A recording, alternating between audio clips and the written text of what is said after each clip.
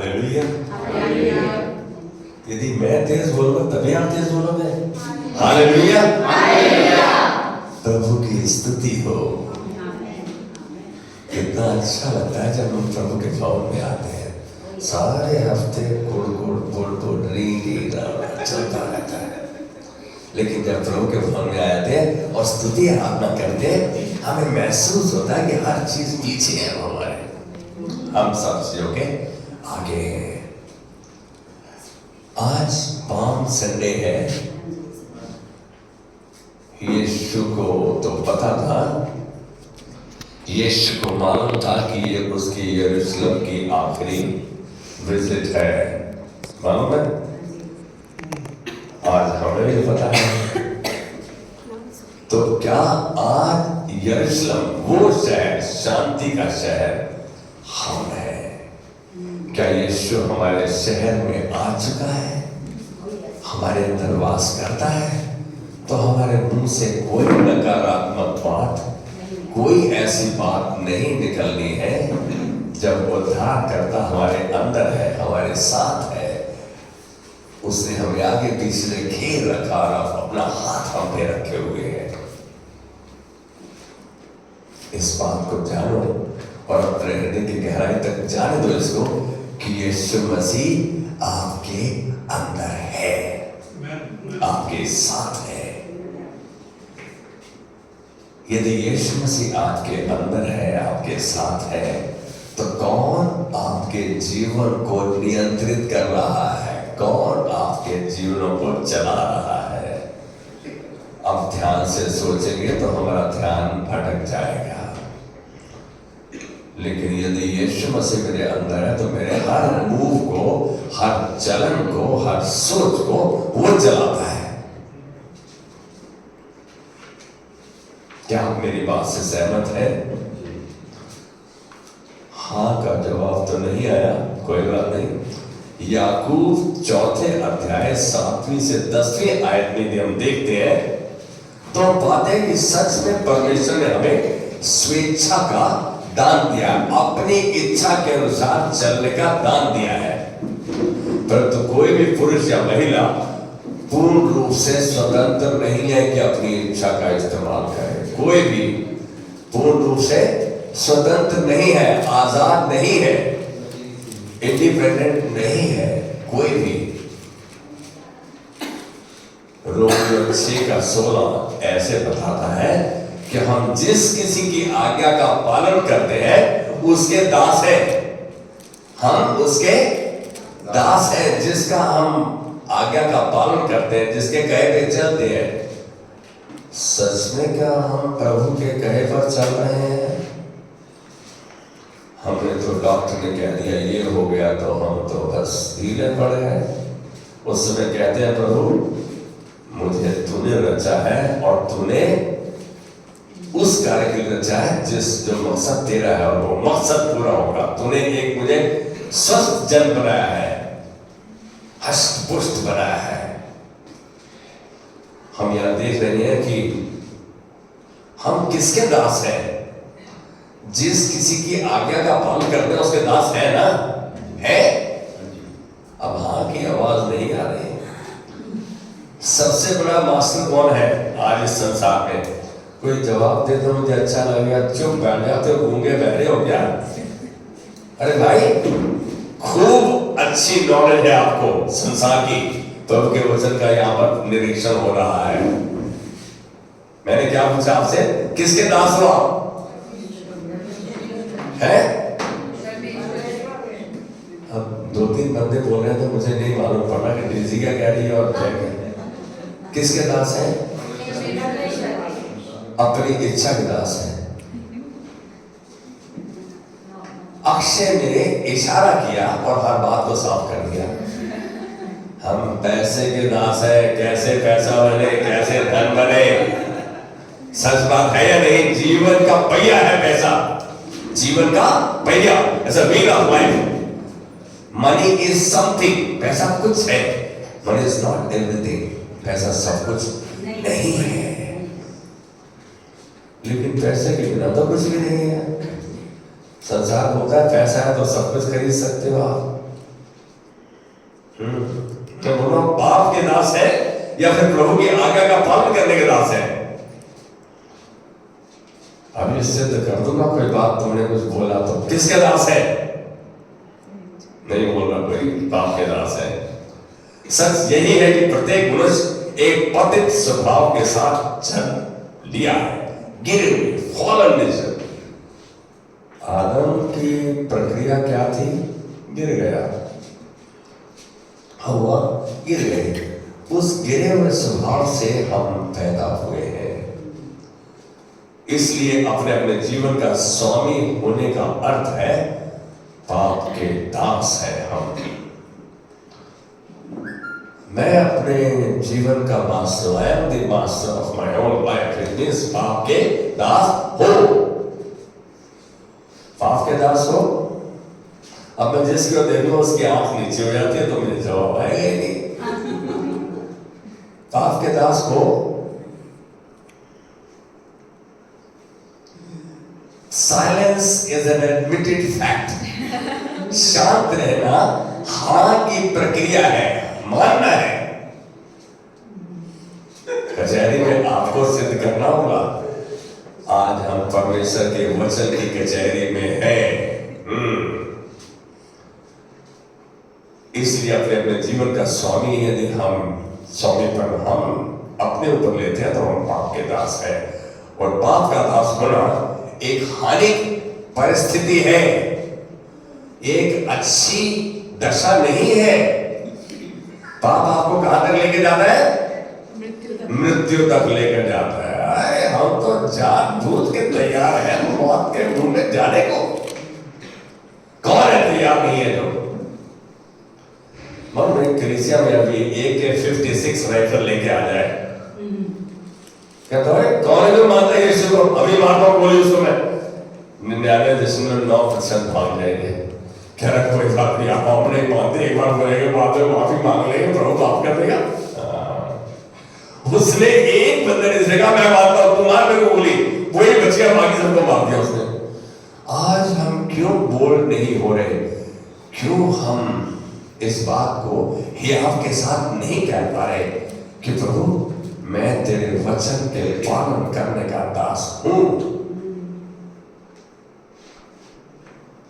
इसलिए परमेश्वर कहता है और परमेश्वर चाहता है हमसे कि हम उसके अधीन रहे, उसके दास हो जाए, उसके अधीन रहे। किंतु हम अक्सर सोचते हैं कि यदि मैं परमेश्वर को नियंत्रण दे देता हूं, यदि परमेश्वर को अपना सारा कंट्रोल दे देता हूं, तो मेरा नियंत्रण तो खत्म हो जाएगा, मेरी पावर तो खत्म हो जाएगी, फिर तो मेरा स्वामी की चलेगी, मेरी कहां चलेगी? यह डरावना लगता है। अपना सारा कंट्रोल बीवी के हाथ में दे दे। मैं किससे बोल रहा हूं? दे सकता है? तेरे से पूछ रहा हूं। अपना सारा नियंत्रण बीवी के हाथ में दे दे, तो मम्मी के हाथ में दे देंगे हम? सच बेटा, हमको क्या हम सारा नियंत्रण अपनी पत्नी के हाथ में दे देंगे? मैं पूछ रहा हूं, क्या हम सारा नियंत्रण पत्नी के हाथ में दे देंगे? नहीं। अक्षय बोला नहीं। यस बेटा, दे देंगे। दिया। मुझे इस बात से खुशी हुई कि हमने किसी को अपना रोल मॉडल समझा है। वो शख्स जिसमें मैं विश्वास करता हूं कि मुझे गलत रास्ते पे नहीं भटकाएगा। लेकिन हम सोच रहे कि मैं सारा नियंत्रण दे दूंगा तो मेरे पर राज करने लगेगी, धमकाने लगेगी, मेरा मार्गदर्शन करने लगेगी, मुझे गलत रास्ते पर लेके जाएगी। अरे भाई, और परमेश्वर को सारा नियंत्रण दे दो, परमेश्वर मुझे ऐसे रास्ते पर लेकर जाएगा जहां मैं जाना नहीं चाहता। सच बात है। योना ने ऐसे ही तो किया। वो निनिवे नहीं जाना चाहता था। आज हम योना से कम नहीं है, भविष्यवक्ता है। सभी भविष्यवक्ता हो, योना से कम नहीं हो। योना ऐसा व्यक्ति था जो जानता था कि परमेश्वर उस स्थान पर ले जाएगा जहां मैं नहीं जाना चाहता। उसका एक्सपीरियंस, उसका तजुर्बा निनिवे के प्रति बहुत अच्छा नहीं था, क्योंकि उसको मालूम था अब देखिए परमेश्वर और उसके बीच में रिश्ता कैसा है। वो भविष्यवक्ता है, परमेश्वर का माउथ पीस है। वो क्या कह रहा है, इसलिए जानना चाहता है प्रभु तू उनको बचा देगा और मेरी बेइज्जती हो जाएगी। हमें अपने अहम की लगी है, मेरी बात नहीं मानी जाएगी, मेरी बात नहीं सुनी, मेरी नहीं मानी गई। घर में हम नाराज इसीलिए हो जाते हैं, यार मैंने कहा मेरी बात नहीं मानी है। सत्य बेटा कहा है मैं तो, यार हमारी बात नहीं मानते तुम लोग। हाँ नहीं मानता है, कुछ हिम्मत। मैं प्रभु का कहना मानता हूँ, तो मेरा कहना मानता, मैं उसके पीछे चलता हूँ, मेरे पीछे चलो। आप परिवार में ऐसा उदाहरण ठहरो। अक्षय ने कहा कि मैंने सारा नियंत्रण, अथॉरिटी, अधिकार अपनी पत्नी को दिया है कि हम दोनों मिलकर एक दूसरे के साथ चले। अधिकार देने का मतलब हमारी जिम्मेदारी बढ़ गई। अधिकार पावर नहीं है, जिम्मेदारी। आज इस बात को जाने, आज का अनुमान, आज का शीर्षक, आज का मैसेज, सरमन क्या है, किसने ले रखा है आपके जीवन का नियंत्रण। कौन है आपका स्वामी, हु इज योर मास्टर। कौन नियंत्रित करता है आपके जीवन को। एक बार झांक कर देखें। हम तो मिक्स लाइफ जी रहे हैं। परमेश्वर चाहता है कि हम अपने आप को उसके सम्मुख समर्पित करें, अपना संपूर्ण नियंत्रण उसके हाथ में दें। जब आपके दिल में डर बैठ जाता है कि मैं सारा नियंत्रण परमेश्वर में दे दूंगा, तो थोड़ा ठहरे, सोचे, परमेश्वर के चरित्र पर विचार व उसके उद्देश्यों पर विचार करें। उसका मकसद क्या है, उस पर ध्यान दें, उसके बारे में सोचें। परमेश्वर पवित्र और पाप रहित है, ये उसका चरित्र है। परमेश्वर पवित्र है और पाप रहित है, अनंत ज्ञानी है, सर्वज्ञानी, और वह आपसे प्रेम करता है। ये मैं परमेश्वर के चरित्र के कुछ पॉइंट्स बता रहा हूं। और उसके पास सामर्थ है, सर्व सामर्थ्य है। तो मैं आदि सामर्थ, क्वार्टर सामर्थ वाले के पास क्यों जाऊं, सर्व सामर्थ्य के पास क्यों जाऊं, जो पवित्र है, सब कुछ कर सकता है। वह सब बातों के द्वारा, वह सब बातों में भलाई ही को उत्पन्न करता है। भजन से उत्पत्ति 50:20 और रोमियो 8:28 में। अब अपनी विशेषताओं की तुलना परमेश्वर की विशेषताओं से करो। एक बात सोचो कि मेरे में क्या खूबी और परमेश्वर में क्या खूबी है, किसके पीछे चलोगे आप। अभी सब कहते हैं परमेश्वर में चलता हुई नहीं। हाँ ऐसा डीजे की आवाज आएगा नहीं। लेकिन एक बात बताऊं, हम सब इसमें भागी हैं, सब इसमें हिस्सेदार हैं। हम सबको यह हिदायत है कि हमारा नियंत्रण किसके हाथ में रहना चाहिए। नियंत्रण कब दोगे, जब उसे जानोगे, जब उसे समझोगे, जब उसके साथ तुमने समय बिताया है, जब उसके चरित्र को, उसकी खूबियों को आप जानते हो। जानते ही नहीं प्रभु के बारे में तो नियंत्रण क्या लोगे। उसको जानना उसके वचन के द्वारा, उसको समझना उसके वचन की गहराई के द्वारा, उस पर चलना आपको उसके जानने के नजदीकी में लाता जाता है। आप परमेश्वर के उतनी नजदीकी में आते हैं जब आप उसके वचन पर अमल करना शुरू कर देते हैं, चलना शुरू कर देते हैं। सोच कर देखो, आपको क्या लगता है कि कौन आपके जीवन का बेहतर स्वामी बन सकता है। एक बार सोचो, कौन आपके जीवन का स्वामी बन सकता है। आप परमेश्वर कहना मानो, आपका बाप, आपका पापा, आपका पिता डांट देगा आपको, सुनता नहीं तुम्हें, मैंने क्या कहा तुमको। क्या हम उस समय पापा को प्यार से बोलते हैं, पापा मैं आपकी सुन रहा हूं और परमेश्वर को के वचन को अपने सामने रख रहा हूं, उसकी चौकसी करते हुए आपको याद दिलाना चाहता हूं कि यहां आप गलत हैं। क्या हम मिलके आज माफी मांगे और परमेश्वर की माफी को ग्रहण करें। आपको मालूम है, शोभा ने बोला धूल धूल से बने हैं। आज मिट्टी खत्म हो जाती है संसार से, क्या खाओगे? सब कुछ इसी से उत्पन्न होता है। Everything that you have in your kitchen, in your home comes from the dust. इतना पोषण है मिट्टी में, इतने मिनरल्स हैं, इतने विटामिन्स हैं, सब कुछ है, हमें तो इसका एहसास नहीं। और आप कितने सामर्थ्य हैं, उसी मिट्टी से बने आप।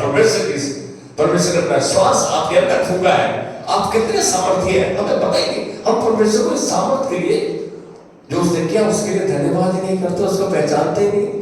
जब तक फिर मट्टी में नहीं मिल जाते तो उसके बाद तो इट्स टू लेट, बहुत अलग हो गया है।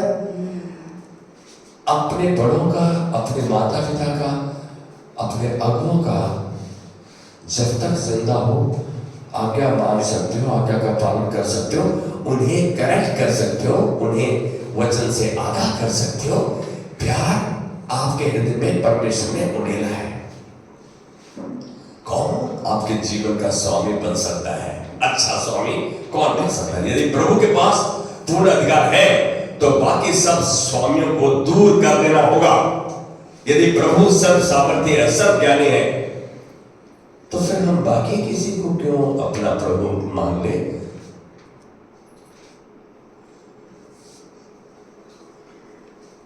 आज सारा पैसा तेरे पास से खींच गया है जो तेरे पास है।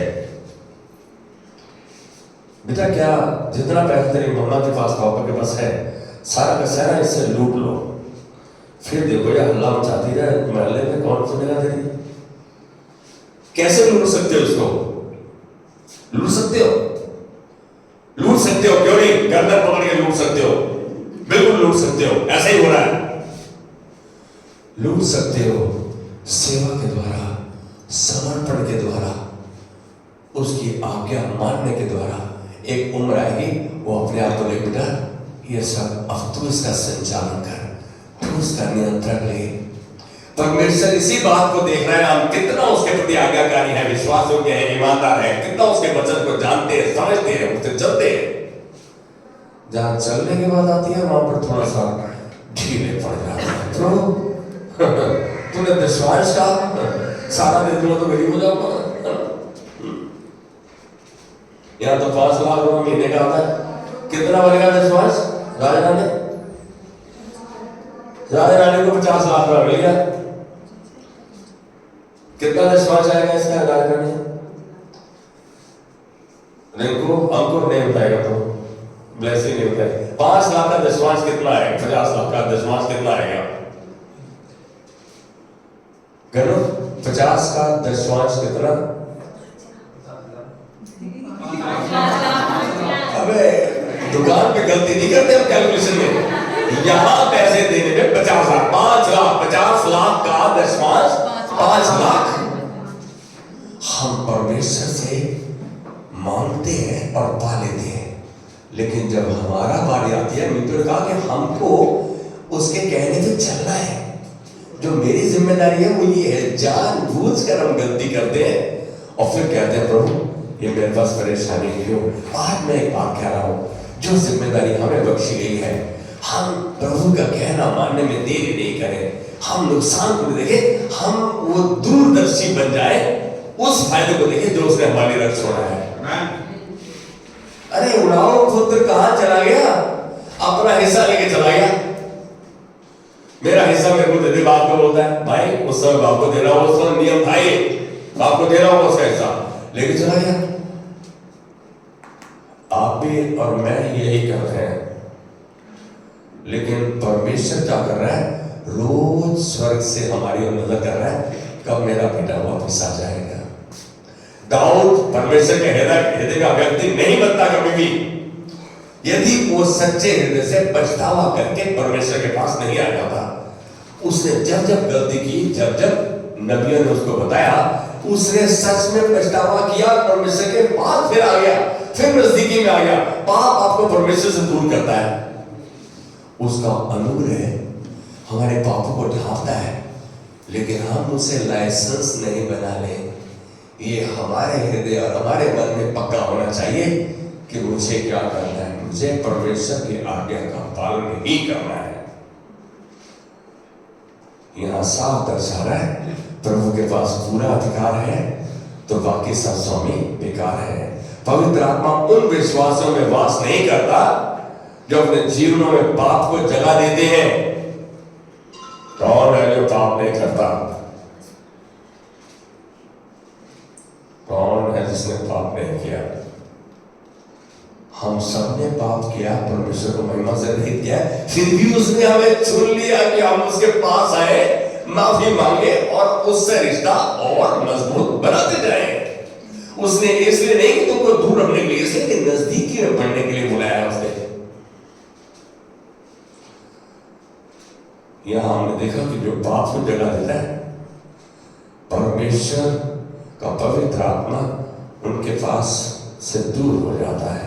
परमेश्वर का अनुग्रह हमारे पाप को ढांपता है, परंतु इसे लगातार पाप में चलने के लिए लाइसेंस नहीं बना लेना है। हमको हमें कोशिश करना है कि जो हिदायत यहोशू को दी परमेश्वर ने कि व्यवस्था की यह पुस्तक तेरे चित्त से उतरने न पाए, दिन रात इसी पे मनन करना। इसका मतलब जो कुछ करे इसको चौकसी करते हुए करना, इससे तेरे सब काम सफल होंगे और तो प्रभावशाली ठहरेगा। यहोशू 1:8। परमेश्वर तो चाहता है कि हम कुछ करने से पहले परमेश्वर के वचन को ध्यान से देखें, चौकसी करते हुए अपने कदम को बढ़ाएं।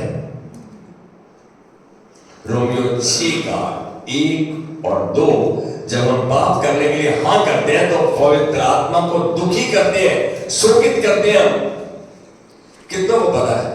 और हम तो पाप करने में 1 मिनट नहीं लगाते। अभी भी शरीर पाप का द्वार क्या है? पाप का द्वार कहाँ है? कोई मैंने पूछा, किससे पूछ रहा हूं, उसका जवाब देने दो ना। पाप का द्वार कहाँ है? ब्लेसिंग, पाप का द्वार कहाँ है?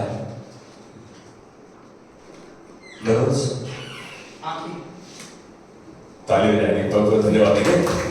Eyes are the gateway for sin. आंखें पाप का द्वार है। देखते ही अरे ये कितने स्मार्ट है। अपनी पत्नी स्मार्ट नहीं दिखती, दूसरे की पत्नी अच्छी दिखती है, क्योंकि वो अपनी है ना, अपने पास है। दूसरे की थाली का लड्डू बड़ा दिखता है, कोई तो बड़ा देख, मेरा छोटा नहीं है। आज एक बात जानो, हमारी आंखें पाप का द्वार है। इसीलिए तो दाऊद पाप में पड़ गया।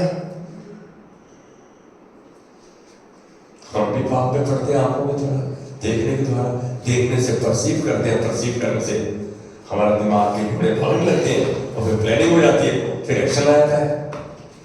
यही तो आपकी प्रक्रिया चल रही है। हम जब पवित्र आत्मा को शोकित करते हैं पाप करने के बाद, इसलिए कहेंगे कि इन सत्यों के कारण समर्पण की बुलाहट हम सबको निराश ना होने दें। हम समर्पित करें परमेश्वर के प्रति, बार बार हर दिन अपने आप को अंगीकार करें और समर्पित करें। सच तो यही है कि इस धरती पर रहते हुए हम सब में से कोई भी पाप रहित और सिद्ध नहीं बन सकता। पाप रहित और सिद्ध नहीं बन सकता। इसका मतलब ये तो नहीं मैं पाप करता जाऊं। मैं कोशिश कर सकता हूं, प्रभु तेरा वचन तूने दिया है, मैं पाप नहीं करूंगा। आपका पहला कदम उसको ना कहने का है। हम इस बात से थोड़े से सतर्क हो जाए, लेकिन हर बार जब हम आज्ञाकारिता का एक कदम उठाते हैं तो हमारे ऊपर पाप की पकड़ कम हो जाती है। मेरी बात को समझ रहे हैं? जब हम आज्ञाकारी होते हैं परमेश्वर के प्रति तो पाप की पकड़ कम हो जाती है, पाप का होल्ड नहीं रहता। शैतान नया तरीका ढूंढता है, लेकिन आपके पास प्रभु का वचन है। आप पाप करने से रुक सकते हैं। सबसे बड़ा रुकने का तरीका क्या है? अपने मुंह को बंद रखने का। हमको थोड़ी सी बात पता लग गई, अब मैं तेरे को कह रहा हूं, अरे तेरे को पता लगा वो लौटिया भाग गई, राज को बताया। राज को कौन सी? अरे मुझे तो इसके लक्षण पहले ही खराब दिखते थे। हमने अपने मुंह को खोल दिया। अरे आप दूसरे के पाप को ढांपते हैं तो प्यार को बढ़ा दें। कोई बात करता है तो उसको चुप कराओ। प्रार्थना नहीं कर सकते तो किसी के पाप को उखाड़ो नहीं। हम तो औरतें या मर्द बैठ जाते हैं तो इन्हीं बारों में निंदा चुगली बात करते हैं। क्या हमें महसूस होता है कि हमें माफी मांगनी है परमेश्वर से? क्यों इन बातों को करते हैं? विश्वास योग्यता व आज्ञाकारिता में आगे बढ़ते रहे। आप जल्दी ही सबसे अद्भुत स्वामी की दास्ता की स्वतंत्रता में रहना शुरू कर देंगे। यदि आप आज्ञाकारी होते हैं तो परमेश्वर की नजदीकी में बढ़ते हैं। प्रश्न उठता है, कैसे और किसे अपना उदाहरण माने, अपना उदाहरण समझे, अपना रोल मॉडल बनाए? किसको? अब देखो, बाइबल हमें क्यों दी गई है? एक से एक उदाहरण हमारे पास है बाइबल में। परमेश्वर ने गंदे से गंदी चीज को उसने दर्शा रखा है। प्रभु का वचन शर्माता नहीं, प्रभु शर्माया नहीं इन बातों को जागृत करने में। हम उस बात से परे रहने में क्या परेशानी है हमको? अब मैं उस शख्स का रेफरेंस दे रहा हूं, उसके बारे में बात करने जा रहा हूं। प्रेरित पतरस को देखते हैं। वो एक साधारण व्यक्ति था, पतरस, आप और मेरे जैसा बिल्कुल, जो एक असाधारण समय में रहता था। यह वह पीढ़ी थी जब यीशु मसीह इस धरती पर चला फिरा। यीशु का चेला था वो, और मानव जाति के उद्धार के लिए मारा गया यीशु मसीह उस समय था पतरस।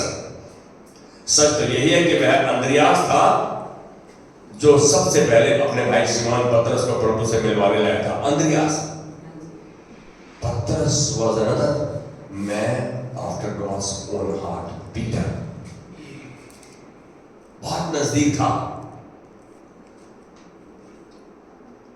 जब यीशु ने उन्हें चेले बनने के लिए बुलाया तो दोनों भाइयों ने अपना अपना मछली पकड़ने का व्यापार छोड़ दिया। बेवकूफ थे या समझदार थे?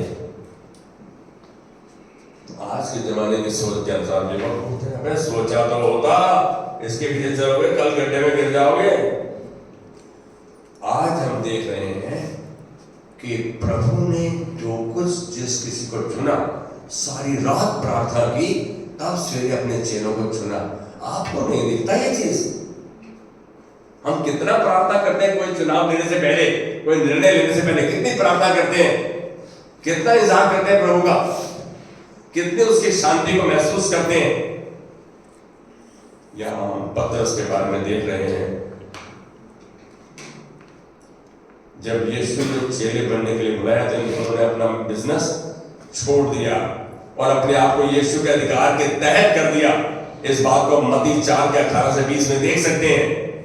पतरस धुन से भरा चेला था, धुन से भरा हुआ था। अरे, जो हमेशा यीशु के निकट रहने की कोशिश में रहता था, यीशु के बिल्कुल निकट।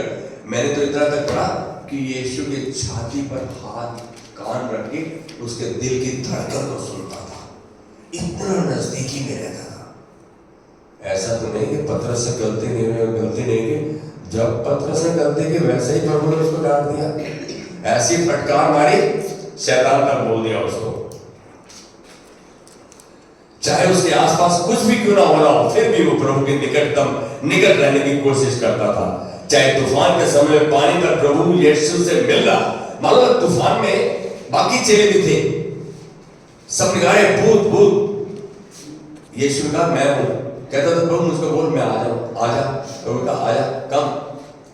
ये वो था, उसने रिस्क लिया। पतरस था, वो took the risk and walked on water, और पानी पर चला। जब तक उसने लहरों को देखा, वो पानी पर चल रहा था। आज हम भी आसपास की लहरों को, परिस्थितियों को देखकर निर्णय नहीं लेते।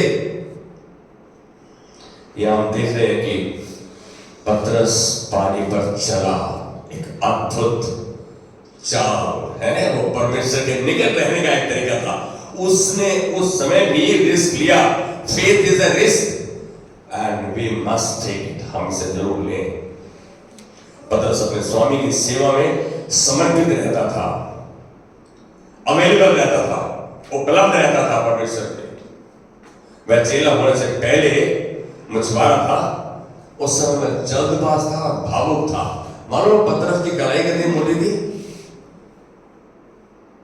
छापड़ पहले आया था, आपके मुंह से जवाब नहीं निकला, ऐसा था पतरस, वेरी पावरफुल, जिसकी वजह से उसे कई बार समस्याओं का सामना करना पड़ा। उसके निजी जीवन में यीशु मसीह के पास आ गया। ऐसा नहीं कि यीशु के पास आया तो उसने समस्याओं का सामना नहीं किया, लेकिन वो सामना अलग था, परमेश्वर उसके साथ था। जब यीशु अपने न टलने वाले दुख और मृत्यु के बारे में बता रहा था ये अपने चेलों को कि मैं मारा जाऊंगा और तुमसे मतलब वो लोग ले जाएंगे और ऐसे ऐसे करेंगे, मालूम है, तो पतरस ने आपत्ति जताई, उसने ऑब्जेक्ट किया, हम अपना जीवन दे देंगे, ये कर देंगे, वो कर देंगे, बहुत बोला उसने। मालूम है, मानो मैं प्रभु से बेहतर जानता हूं। उसने तो उससे सलाह दिया, अरे वो लेकर जाए, हम ये कर देंगे, वो कर देंगे। प्रभु ने उस समय उसको क्या करा? यीशु ने उसको फटकार लगाई, तुरंत जो ऐसी फटकार लगाई उसको शैतान तक बोल दिया, मेरे से दूर हट जा। कैसा लगा होगा? इतनी नजदीकी में रहता था वो। और बाद में उसे बड़ी जिम्मेदारी सौंपी गई, क्योंकि उसने उस गलती से सीखा। उसने देखा कि मेरे को प्रभु को ऑब्जेक्ट नहीं करना है, खाली आज्ञा को मानना है, उसकी इच्छा को जानना है। पतरस इस बात को के लिए एक अच्छा उदाहरण है कि कैसे उसने ऐसी गलतियों से सीखा और आगे गलती नहीं की। पतरस के लिए हम भी गलतियों से सीखें, सुधार करें, वह आज्ञा माने कि कैसे हमें अपनी इच्छाओं अधिकारों का त्याग करना है। मेरी इच्छाएं और मेरे अधिकार मुझको डिगो सकते हैं, लेकिन मेरा समर्पण मेरे अगुओं के प्रति, मेरे अधिकारियों के प्रति, मेरी कलीसिया के प्रति, मुझे आज्ञाकारी बनने में मेरी अगुवाई करता है। यदि अगुआ चोर है तो कलीसिया भी चोर बनेगी।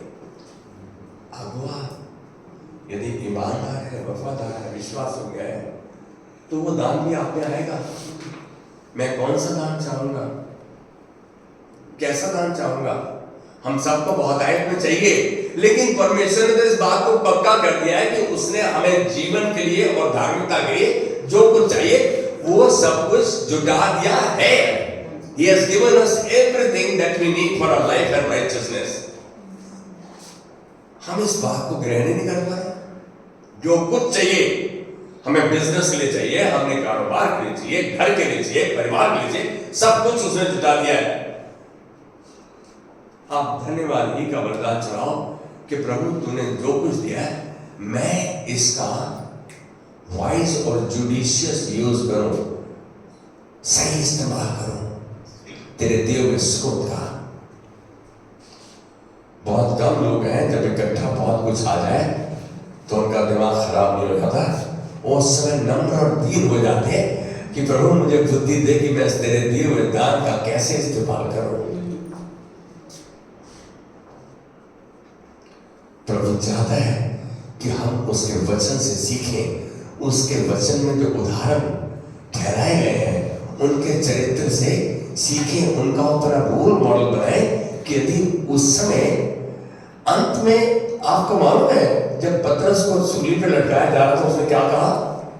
कोई मुझे याद दिलाएगा? कि मुझे उल्टा कर दो क्योंकि मेरा परमेश्वर सीधा ऐसे चढ़ा दो। उसका पूरा बताओ, मैं अच्छे से जानना चाहता हूँ, मेरे को मालूम नहीं है। डेज़िमन उसने कहा कि मेरे को उल्टा लटकाओ, क्यों? क्योंकि वो नहीं चाहता था कि जैसे प्रभु यीशु मसीह को चढ़ाया वैसा वो चढ़ाया जाए। और मैं डीजी को काफी अच्छा पता है, लेकिन ये लागू काम करते हैं, दिक्कत ये है यीशु मसीह। लेकिन एक बात जानो, वचन को जानना आवश्यक है, मानोगे तभी तक जानोगे। वो नहीं चाहता था कि जैसे यीशु मसीह ने कहा मुझे वैसा लटकाया जाए, मैं उसके तुल्य नहीं हूं, उसके बराबर नहीं हूं। उस परिस्थिति में जबकि वो आज्ञाकारिता में कितना बढ़ चुका है कि उसको प्रभु की इच्छा के विरोध, इच्छा के बढ़कर और कुछ नहीं है। आज हमारे लिए क्या है? प्रभु तेरी इच्छा मेरे जीवन के द्वारा सफल और संपन्न हो, यही चाहता हूं, यही इच्छा दे। यही तो दाऊद ने मांगा। पहले इतिहास 29:14 में, प्रभु हमको अपनी इच्छा से तुझे भेंट देने की शक्ति मिले, इस आज्ञाकारिता के दान को पर चलने की शक्ति मिले। शक्ति परमेश्वर की ओर से आती है। Are you willing and interested? क्या आप इच्छुक हैं? आप जब तक इच्छा नहीं करते कुछ नहीं आएगा। इच्छा के साथ आपका जो एक विश्वास का कदम है आपको परमेश्वर की नजदीकी में लाता है। आज्ञाकारिता के द्वारा पत्थर से कैसा शख्स था। हद की बात है कि परमेश्वर ने पत्थर को ऐसा डांटा, जब उसने कहा कि यीशु हम तुझे तो मार दिया जाएगा था, वो तो समझते हैं इसका राज्य आएगा, हमें फाइनेंस मिनिस्टर, हमें भी मंत्रालय मिलेगा, हम भी पैसा पैसा कमाएंगे। लेकिन उसको नहीं मालूम था, उसके चेलों को, कि उसका राज्य अलग है, सांसारिक राज्य के नहीं है। हमें अपनी इच्छाओं और अधिकारों को त्यागना है, पूरे दिल से यीशु के मार्ग को अपना लेना चाहिए। प्रभु अपने राज्य में पतरस, आप व मेरे जैसे साधारण लोगों को चुनता है। प्रोफेसर आप या मेरे जैसे और पतरस जैसे बंदों को चुनता है। क्यों चुनता है? वह चेलों से कहता है, वह आशा करता है प्रभु कि वे सबसे अधिक उससे प्रेम करें, सबसे ज्यादा उसका भाव माने। इसलिए उसने चुना। इसलिए नहीं चुना कि हम अपनी मनमानी करें, हम प्रभु के दास हैं, जो मर्जी करें। नहीं, आपके पास you have very limited way of walking in your own way, but you have the bigger responsibility of walking in his ways. वो आपका लक्ष्य होना चाहिए, वो आपका फोकस होना चाहिए, वो आपका केंद्र बिंदु रहना चाहिए। परमेश्वर उनसे आशा करता है, वह आज्ञाकारिता चाहता है कि वे सबसे अधिक उससे प्रेम करें और पूरी तरह उसकी आज्ञा का पालन करने के लिए वचनबद्ध हो जाए।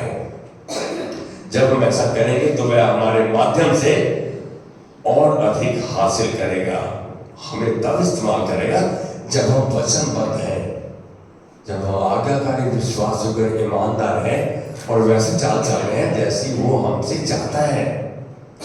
जिसकी हम कभी कामना भी नहीं कर सकते वो हासिल करेगा हमारे द्वारा हमसे, जिसके हम कभी सोच भी नहीं सकते। आपको नहीं मालूम, आहिस्ता आहिस्ता जब आप आज्ञाकारिता में बढ़ते हो, आप परमेश्वर की नजदीकी में बढ़ रहे हो, उसकी सामर्थ, उसका चलन, उसका अभिषेक आपके साथ कार्य कर रहा है, आपके अंदर कार्य कर रहा है।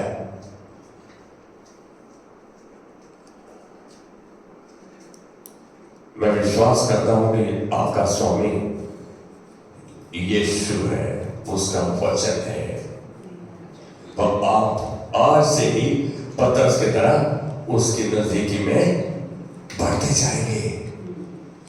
पौलुस भी ऐसे था, पहले परमेश्वर के विरुद्ध था, लेकिन परमेश्वर को शुरू से पता था जिसकी धुन ऐसी है वो मेरे लिए कितना सामर्थ्य ठहरेगा। लोगों को विश्वास नहीं हुआ, उसने एक क्षण में परमेश्वर ने उसको चुन तो शुरू से रखा था, लेकिन पौलुस कितना सामर्थ्य बना, परमेश्वर उसको वहां तक ले गया, अन्य जातियों तक। अरे आपको और हमको कहां तक लेकर जाएगा, हमारी सोच के बाहर है। वह आपको अपनी महिमा दर्शाएगा और अपनी महिमा के लिए इस्तेमाल करेगा। क्या आप तैयार हैं? क्या आप निर्णय ले चुके हैं? क्या आप इस बात का अंगीकार करते हैं, प्रभु तेरा कहना मानने से ऊपर मेरे लिए और कुछ नहीं, क्योंकि आप उपलब्ध हैं, यू आर अवेलेबल। यदि हमसे जिस समय परिस्थिति आ जाए और बोला जाए, उस समय हम एक्सक्यूज नहीं देखें कि वे मेरे लिए एक मौका आ गया है, मैं प्रभु तेरा काम मानूंगा, अपने भाई बहनों के साथ खड़ा रहूंगा और तेरे लिए एक उदाहरण ठहरूंगा, जैसा तूने पतरस को, पौलुस को ठहराया। अपने अधिकार को, अपनी सामर्थ्य को जो परमेश्वर ने बख्शी है मना करो कि प्रभु मैं तेरे कार्य के लिए, खाली वचन प्रचार नहीं है, आपका जीवन 5वां सुसमाचार है जो दिखना चाहिए। You are the 5th gospel. क्यों नहीं, शांत रहकर भी आप हो सामर्थ्य कार्य कर सकते हैं आपका कर्ता के द्वारा, जो प्रभु चाहता है। आपका परमेश्वर प्रेम करने वाला परमेश्वर है, और परमेश्वर का सिद्ध प्रेम आपको परमेश्वर की नजदीकी में लेकर आता है। आज प्रभु ने अपनी बात आप तक पहुंचाई है। अब आपका निर्णय है कि कहां प्रभु की नजदीकी में पढ़ सकते हैं। आइए खड़े हो जाएंगे, प्रभु धन्यवाद देते हैं। आज धन्यवाद की भेंट चढ़ाते हैं इसलिए कि तू हमारे हृदय में वास करने का तूने चुनाव किया, और तो हमारे अंदर रहता है, हमारे साथ रहता है, हमारा हाथ पकड़ करके चलता है उस मार्ग से जिससे तू प्रसन्न होता है। आज हमारी मदद कर। हम इच्छुक हैं कि हम तेरे वचन को थामे हुए, समझे हुए, जानते हुए प्रभु उस कदम को उठाएंगे जो तुझको भाता है। आज एक बार फिर समर्पित करते हुए कहते हैं प्रभु हम यहाँ उपलब्ध हैं। तू है हमारे जीवन का जो संपूर्ण नियंत्रण का स्वामी है। आज हम अपने जीवनों के हर पहलू को तेरे हाथ में देते हुए तेरे अनुग्रह को ग्रहण करते हैं, जो हमारे हर परिस्थिति के लिए पर्याप्त है। हम प्रभु इस परिवार में जो आज उपस्थित नहीं भी हैं और जो उपस्थित हैं, जो इनसे संबंधित है, इन सब के जीवन प्रभु हम तेरी महिमा को देख रहे हैं। हम तेरी महिमा में चलेंगे क्योंकि नियंत्रण तेरे हाथ में है। हम तेरी इच्छा को पूरा करने के लिए वचनबद्ध। आदर महिमा प्रशंसा तुझको देते हैं। आज तूने हमारी विनती को सुना और इस परिवार को आशीष किया है। आदर महिमा प्रशंसा तुझको देते हैं यीशु मसीह के नाम में, आमीन। अब हमारे पिता का प्रेम, यीशु मसीह का अनुग्रह और पवित्र आत्मा की सहभागिता जो उसने हमारे अंदर छोड़ी अनंत काल तक हमारे साथ बनी रहे। आमीन।